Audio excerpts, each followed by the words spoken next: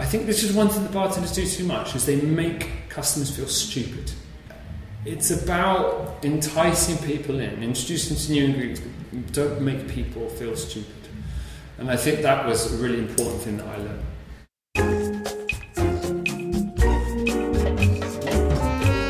Welcome to the Lush Life podcast.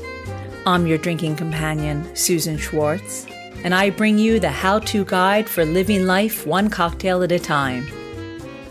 Thanks to my mother's love of martinis, the first words I spoke were shaken, not stirred, and I've been obsessed by cocktails ever since. Together, we'll learn from bartenders, brand ambassadors, distillers, and others why certain drinks are popular in certain cultures, how to make the perfect old-fashioned, when to shake and when to stir, and so much more. Hear that sound? It's time to cozy up to the bar and let the fun begin. Lush Life Podcast has some exciting news. We thought you could only hear music on Spotify. Well, we were wrong. Now you can listen to podcasts, and more specifically, Lush Life Podcast. So download Spotify, type in Lush Life Podcast, and catch up on all the episodes you missed, or were so good the first time, you have to hear them all again. I met today's guest 2 years ago at a Mocktail Tasting Competition he was judging. While the competitors were stressing over the creations, I had a chance to tell him my idea of interviewing people in the drinks industry for a podcast. I think at that time I was the only person in London who hadn't heard of the famed Thomas Soden. From that day forward, Tom's become what I call my spiritual guru, always available to advise me and answer my questions every step of the way. So you can imagine how thrilled and privileged I am to have him on the program today. I don't believe there's anything that Tom can't do if he set his mind to it. He's had almost every job in the industry, but it's his enthusiasm for what he does and his giving spirit that have made him one of the best bar consultants in the world. We sat down in his bar 9 Lives near London Bridge to find out what motivates him and where his passion comes from. Yeah, so I have four businesses, 2 established projects, 2 brand new projects, and 2 venues, 9 Lives and Gunmakers.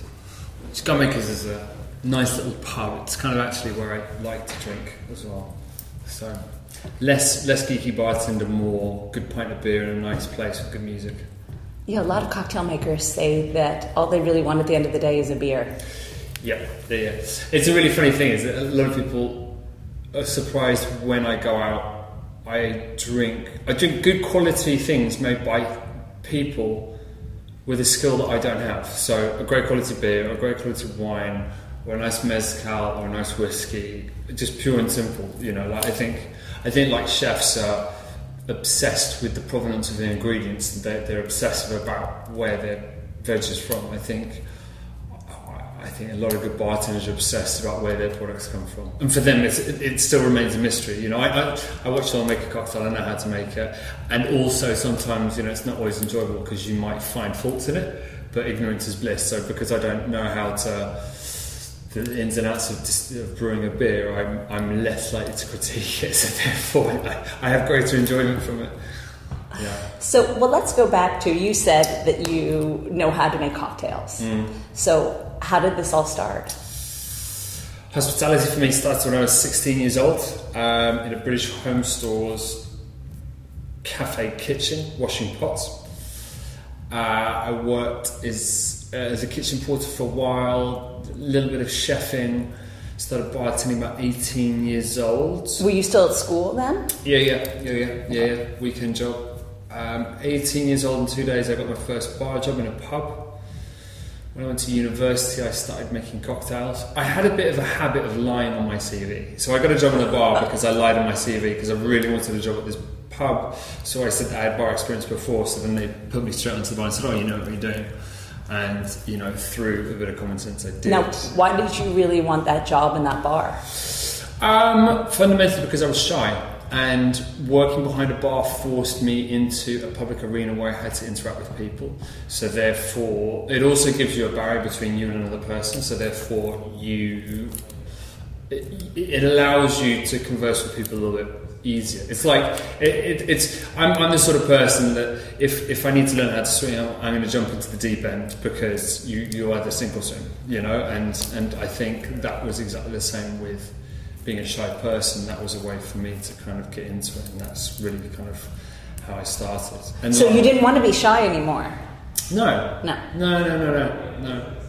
didn't. You know, I still am intrinsically quite shy. I mean, a lot of people, when they know me, they laugh about that. I don't like calling people I don't know, basically. I don't like having conversations like that. It's really weird. But then if you get me, I jump in at the deep end and you're like, oh my god, this guy's crazy. Like, he's dancing on the table. You know, like, yeah. So, chalk and cheese. All right, so you got this bar. You lied, you got the job. I got into the pub. I worked at the pub. I did well there. Then bartended at university. I used to... A real pivotal point for me making cocktails was I used to spend a lot of time snowboarding. So I was sponsored, and I was pretty much a snowboarder.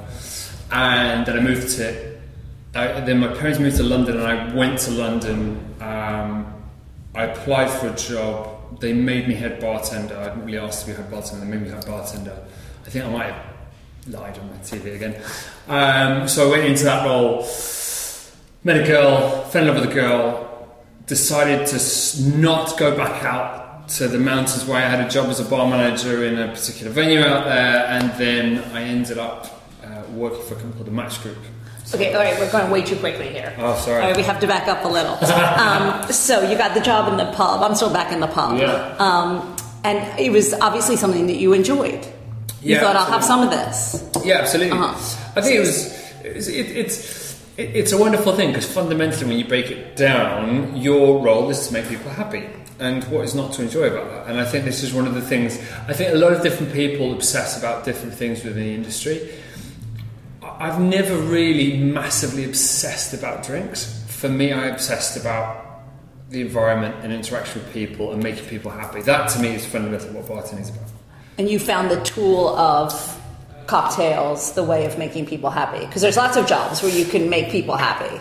Yes, I think... But did you feel that this was something that you were good at, and this something that you loved? Yeah, oh, absolutely. It was all of those. Yeah, absolutely. I don't know if you ever think, I think if you're successful in something, you don't really... I think to be really successful at something, you need to constantly critique yourself and wonder whether you're doing a good job, because then that constantly makes you strive to be better. And it's a constant imbalance between, I'm proud of this, but that bit's not good enough, that kind of seesaws you back and forth. And that's what causes you to innovate and drive forward and consistently be edgy about it rather than be complacent.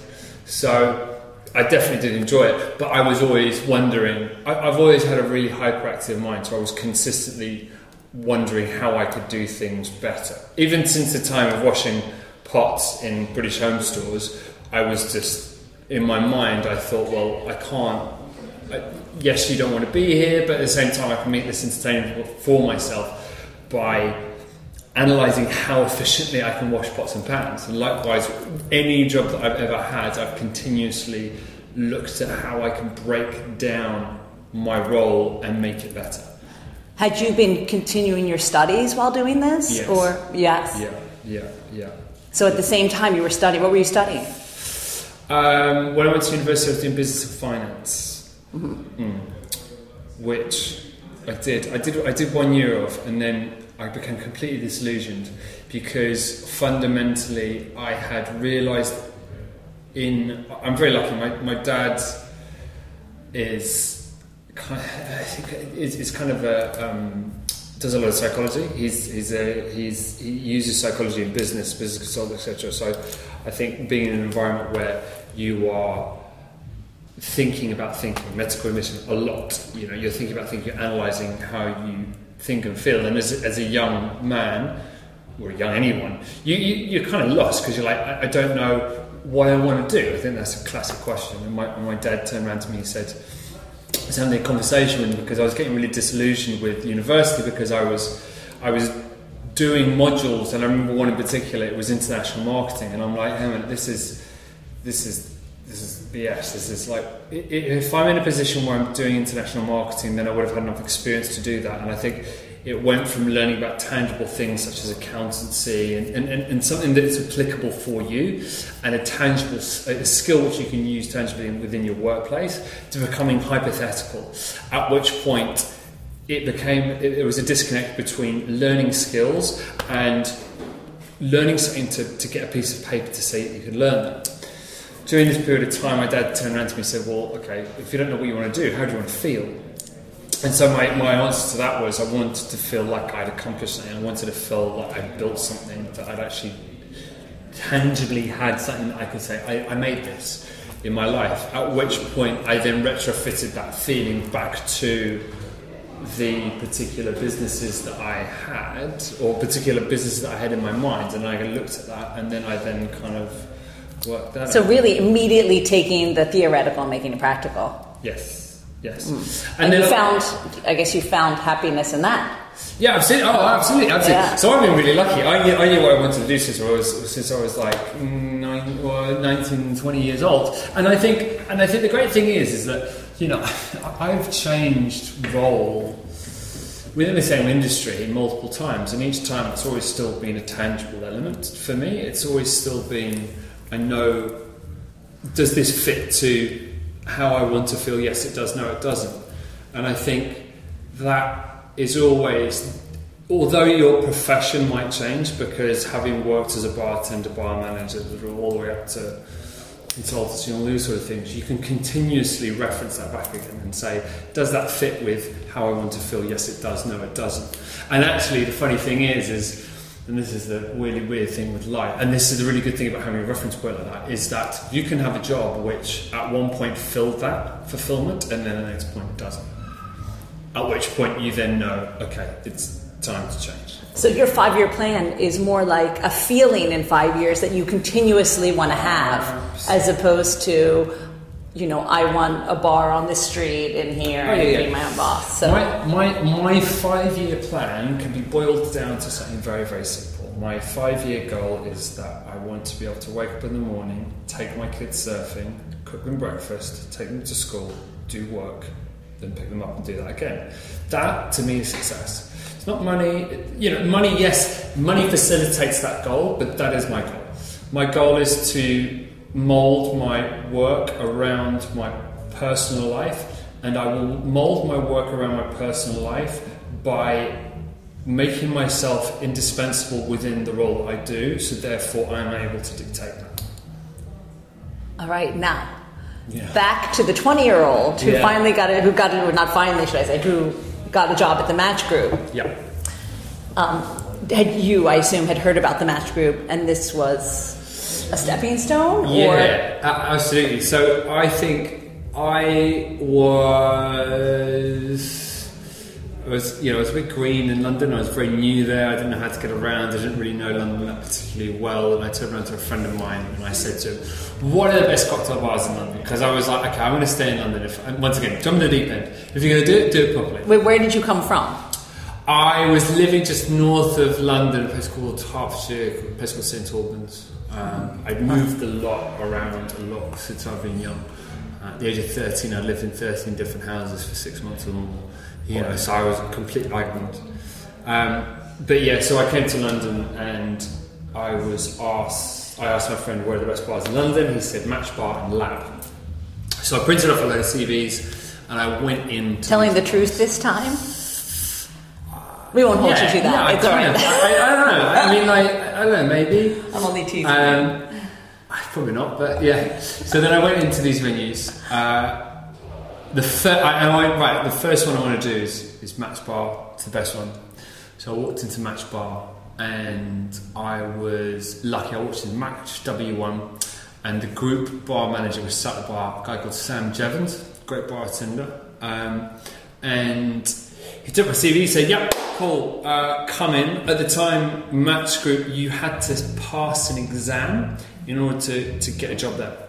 So cool, looked at my CV, said, "Yeah, come in, you can sit the exam on this date."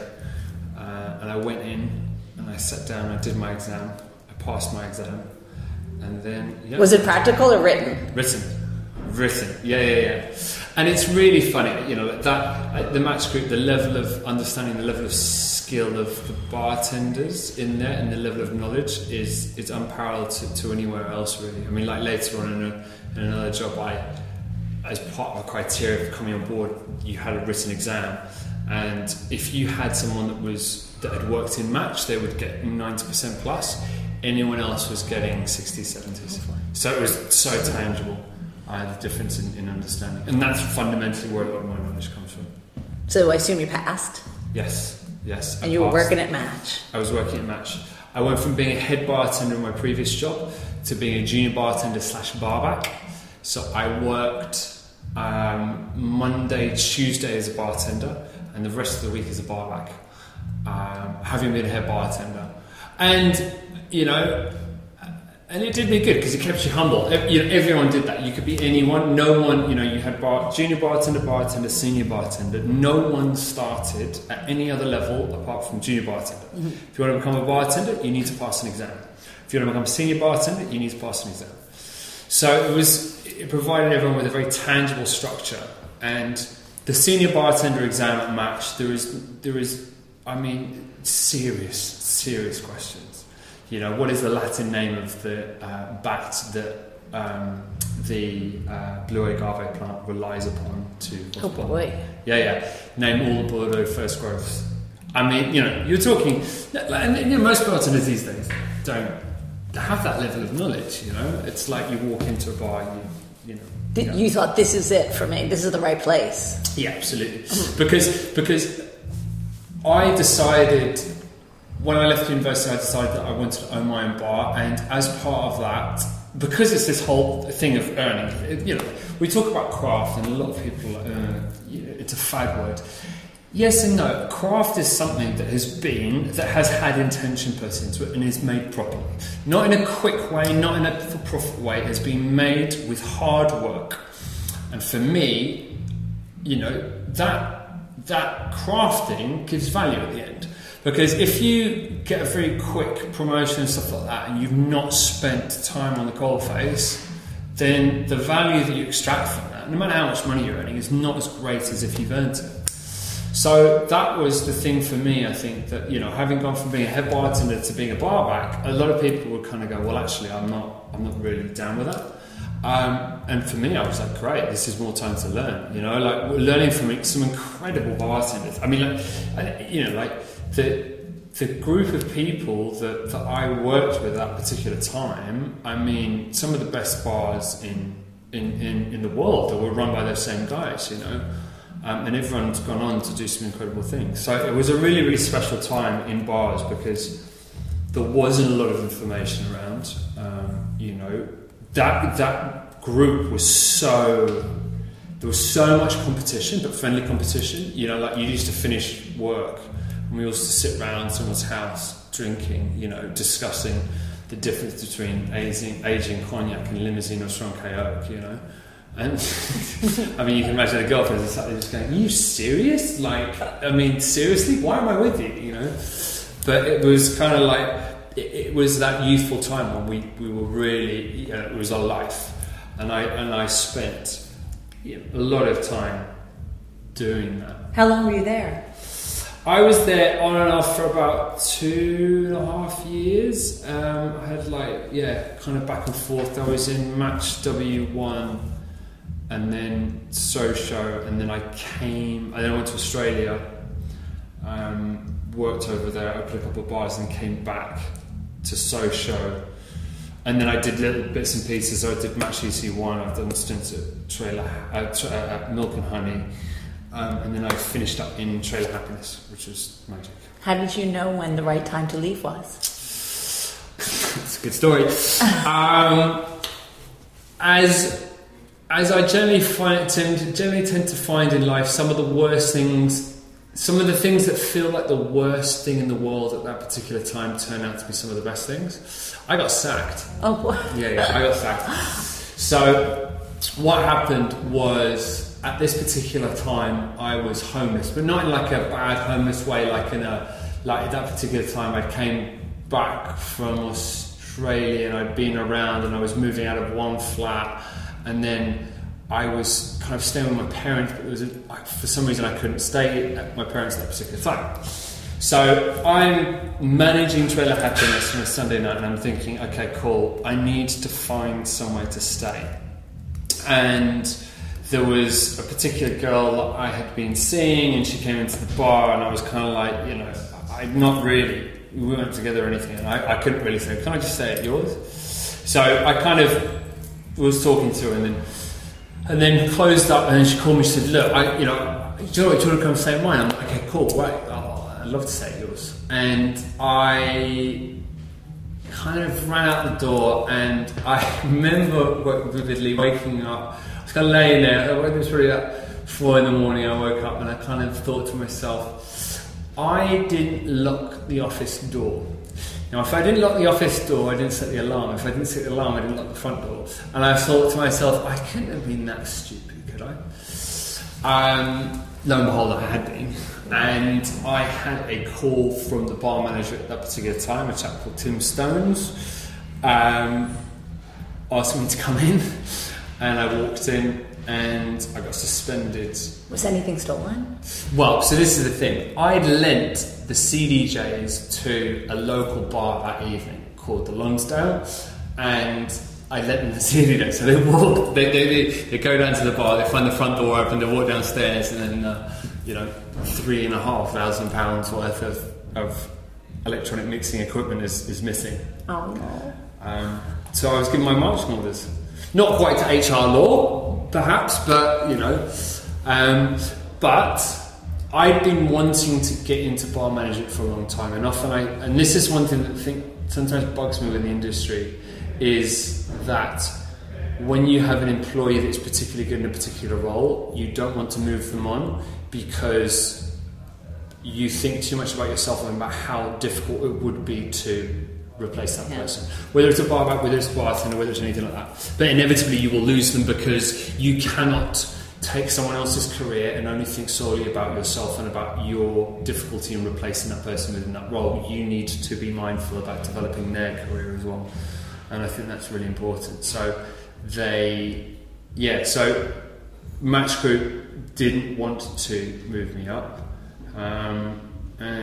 Or there wasn't the opportunity or anything like that. But this is the thing, like match bartenders they're such a rare breed, because you've been in this training school for, years, where you're being trained monthly by some of the best people in the industry. You're not being trained by ambassadors, you're trained by, Joy Spencer, the Master Distiller of Appleton, or Ian Wininski, or Dave Brooms coming in to do a talk to you privately about whiskey. We got trained by the best of the best of the best, who tell you whole category information, which is really, really important, because you get clarity, you get context, and then you can see a new brand come up, and then you go, well, actually, how are you distilled?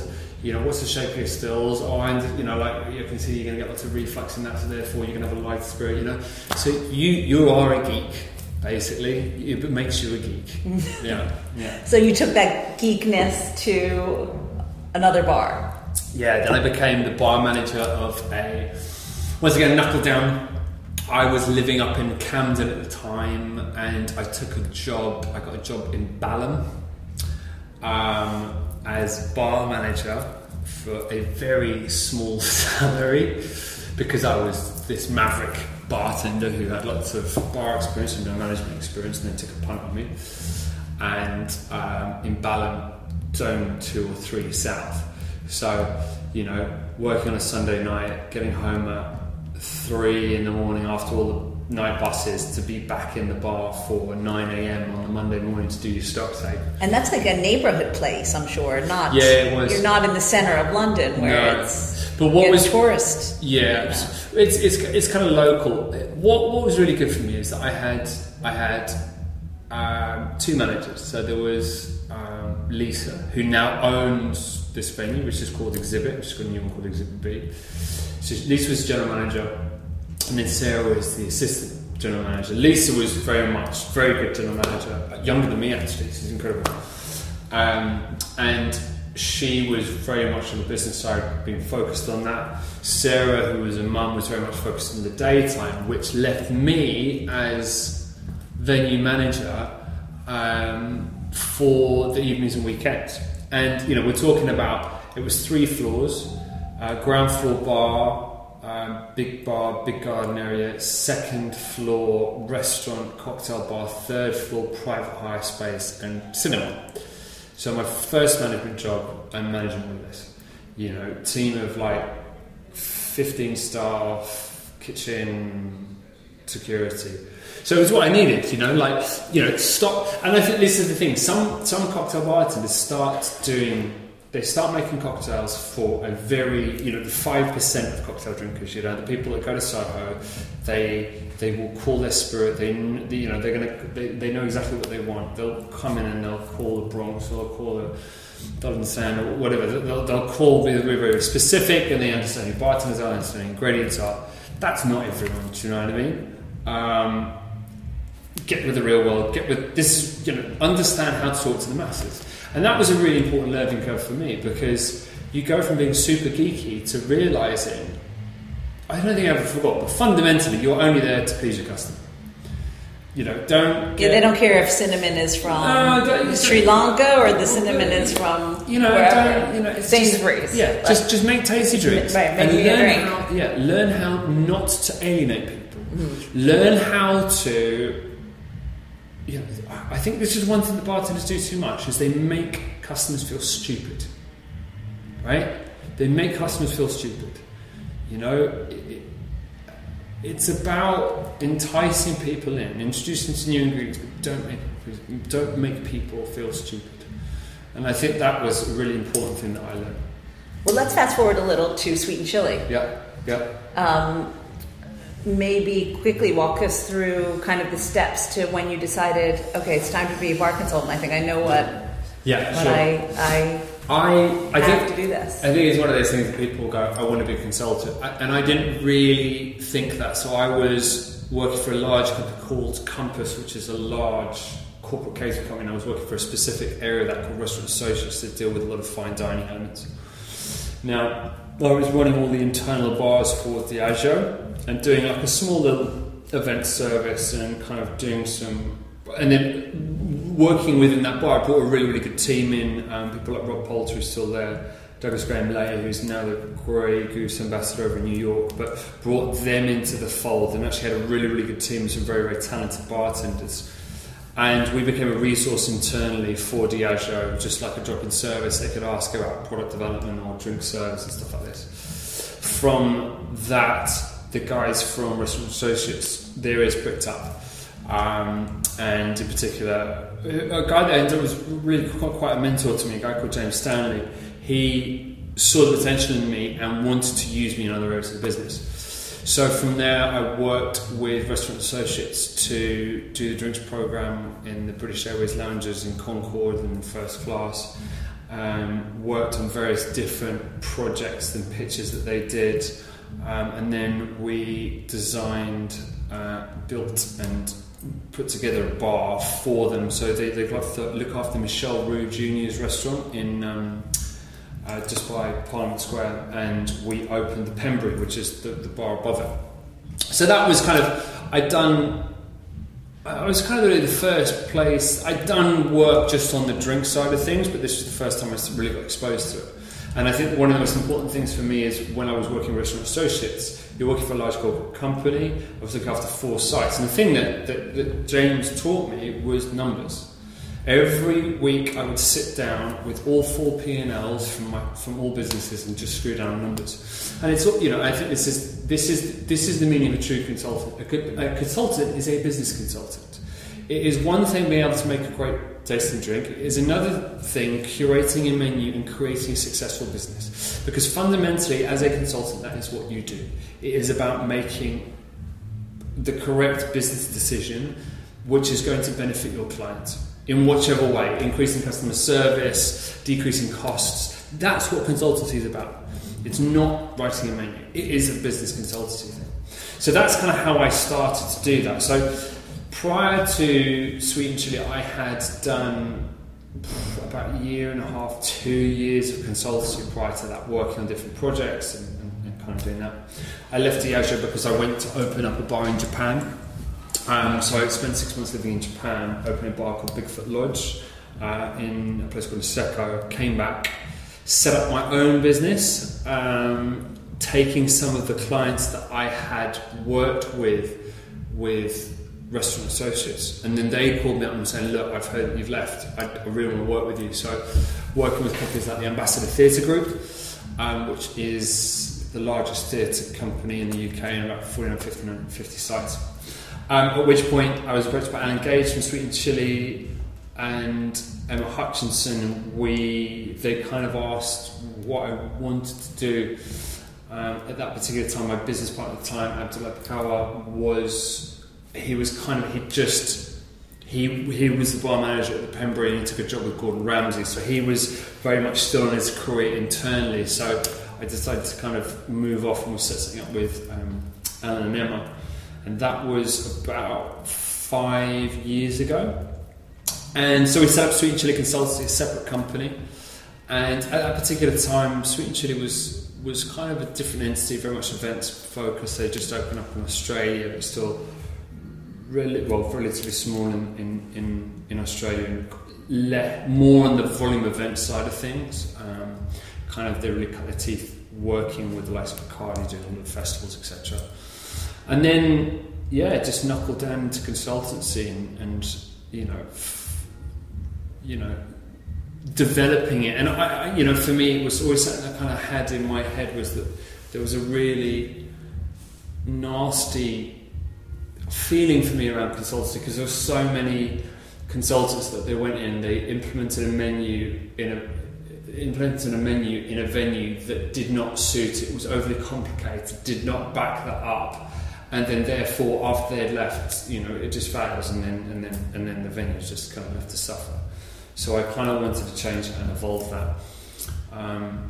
When you started, did you ever think that there would even be a place for bar consultants, and so much interest in this world, the world of spirits? I mean, now it's everywhere. I mean, everywhere you go, there's a cocktail menu, pretty much. Yeah.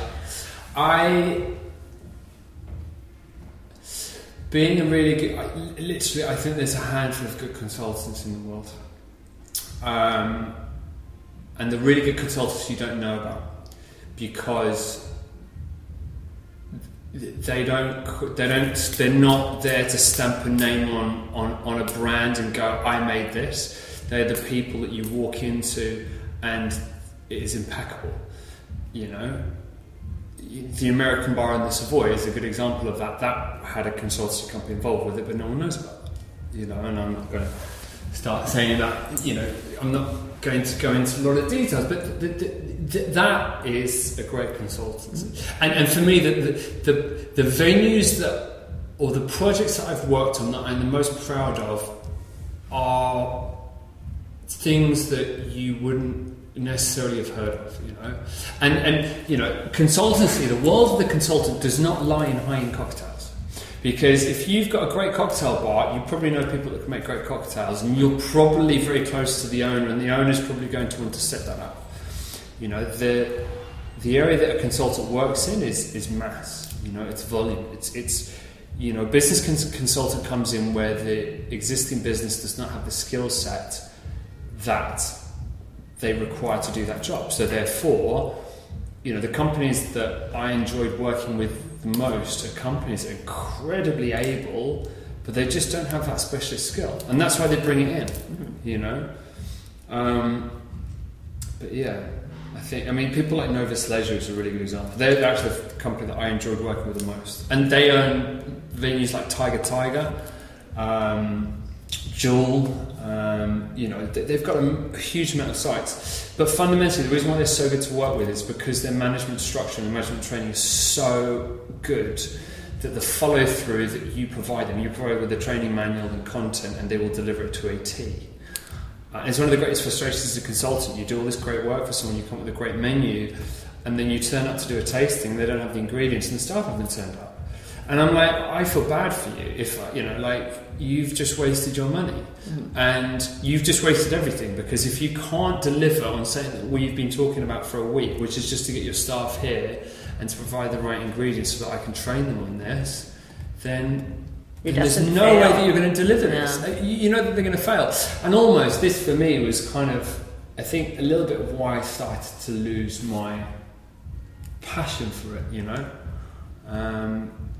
because I enjoy doing it and I want a new challenge now. And that's where 9 Lives was born?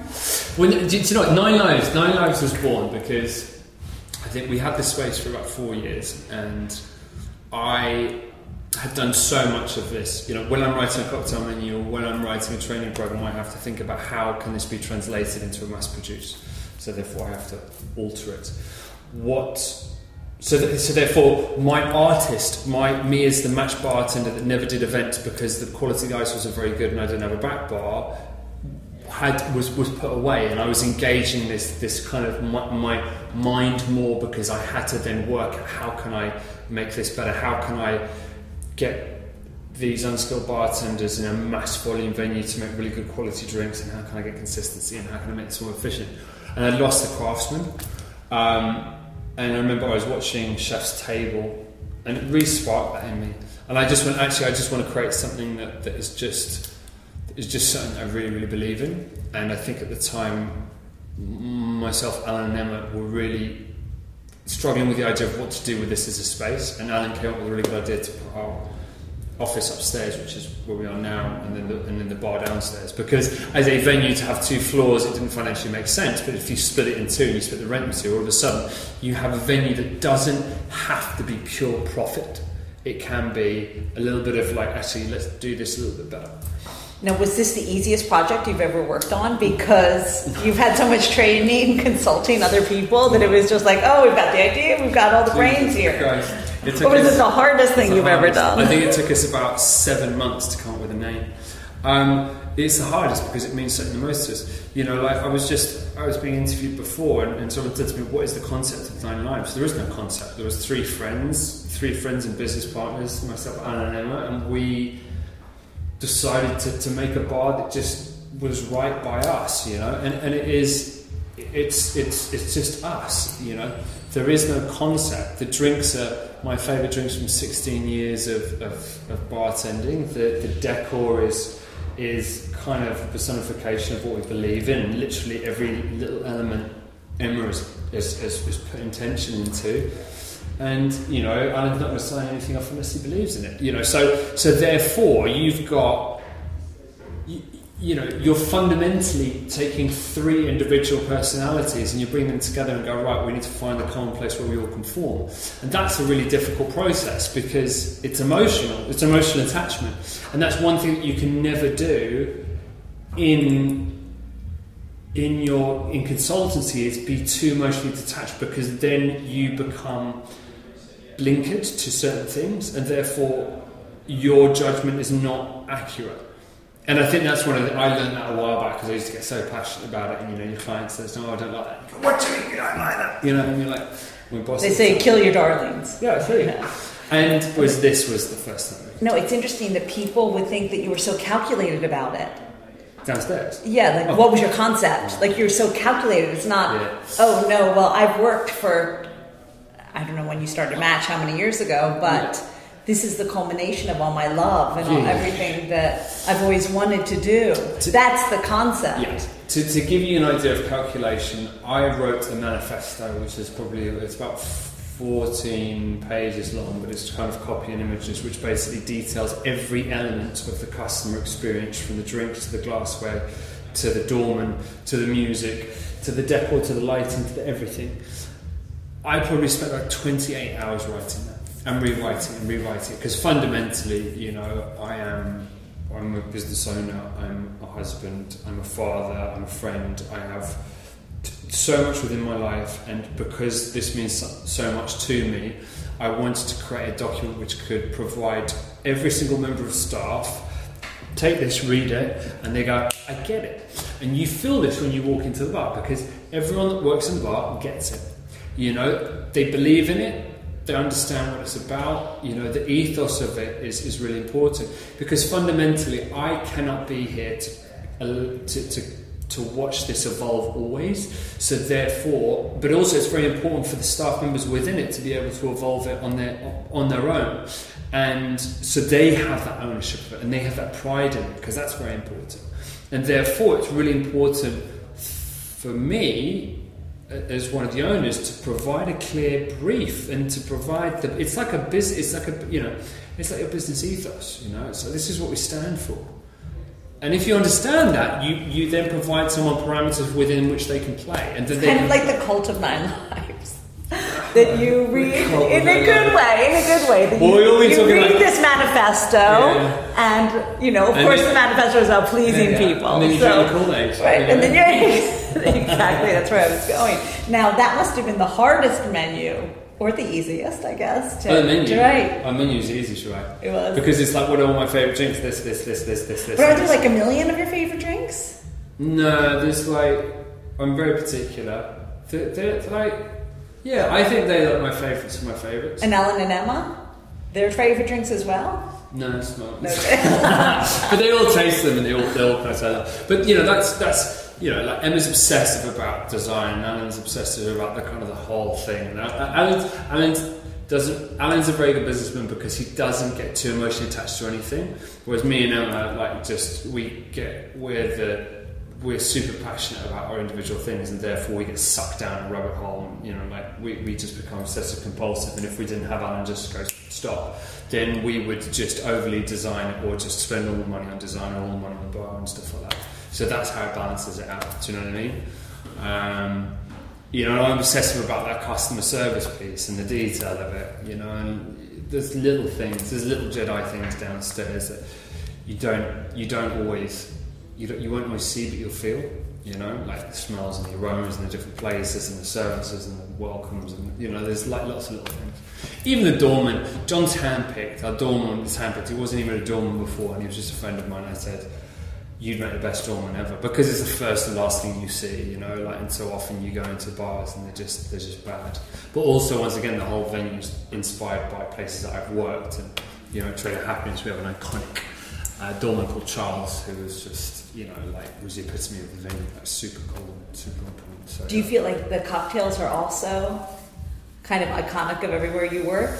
Yeah, absolutely. You can map where I've worked really from them. There's a heavy influence from Match Group. Match Group was all about just twisting classics, and it was about using really good quality drinks. If you want to see a modern day version of that, look at Satan's Whiskers. Satan's Whiskers is probably the only bar where I would order every single drink off the menu, and Satan's Whiskers is probably the only bar that I actually will always order a cocktail at.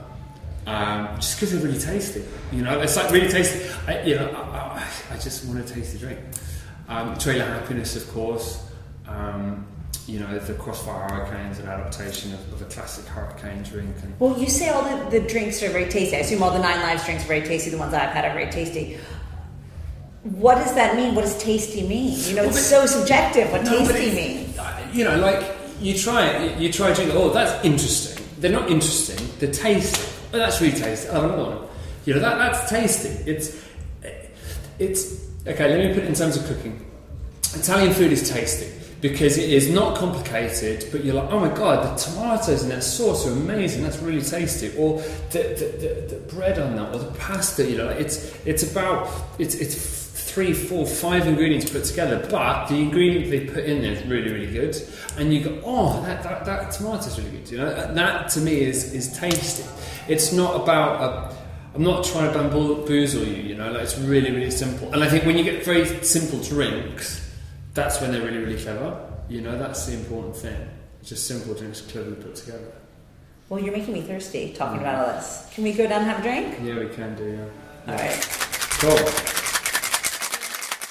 Tom had so much to say that even 45 minutes were not enough to get through everything. He has promised to return next year, so look out for part 2. As I said, it was amazing to have him on the show. Tom's suggestion for our cocktail of the week is what he calls the Old English. He's given us the recipe for a batch, so you can make it and invite all your friends round to share it. You'll need 2 tablespoons of marmalade, 50 ml of Rani honey, 250 ml of boiling water, 50 ml of Campari, 10 dashes of Angostura bitters, and 450 ml of a rich fruity scotch such as Highland Park 12 Years or Singleton of Dufftown, something like that. Add the marmalade, honey, and boiling water and mix it together in a jug until dissolved before allowing to cool. Strain off any bits from the marmalade and mix in the bitters, Campari, and whiskey. Pour into a bottle and store in the fridge until required. When serving, pour over cubed or cracked block ice and garnish with an orange twist.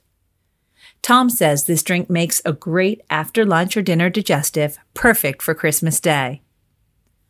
Remember, you can find this and all the recipes for my cocktails of the week on alushlifemanual.com, where you'll also find all the ingredients in our shop. Next week this time, hopefully you'll be surrounded by loved ones. On Boxing Day every year, we usually have panettone French toast with a chaser of ginger vodka. Now I'll definitely add in an Old English.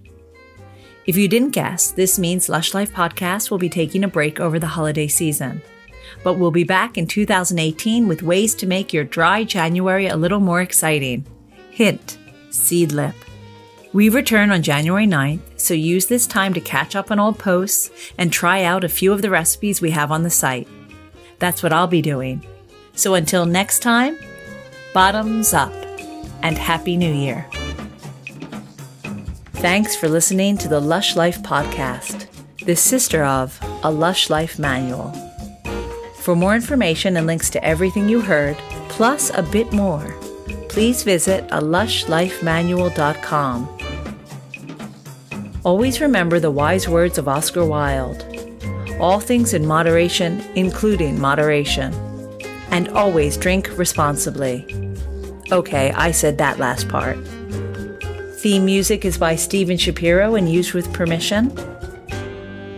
Lush Life is produced by Terra, and I'm your hostess, Susan Schwartz. I'll see you at the bar.